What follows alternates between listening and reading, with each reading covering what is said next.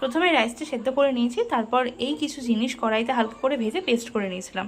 তারপর দুধের মধ্যে বেরেস্তা ভিজিয়ে রেখেছিলাম, আর কিছুটা পেঁয়াজ হালকা করে ভেজে নিয়ে তারপর আলু, লবণ, হলুদ দিয়ে মাখিয়ে রাখা চিকেন দিয়ে দিয়েছি, আর তারপর পরিমাণ মতো লঙ্কার গুঁড়ো, যাতে কালারটা আসে ভালো আর একটু ঝাল হয়। আর যে মশলাটা পেস্ট করে রেখেছিলাম সেটা দিয়ে ভালো করে কষিয়ে নিতে হবে। তারপর বেশ অনেকটা জল দিতে হবে যাতে মাংসটা আর আলুটা ভালো করে সেদ্ধ হয়ে যায়।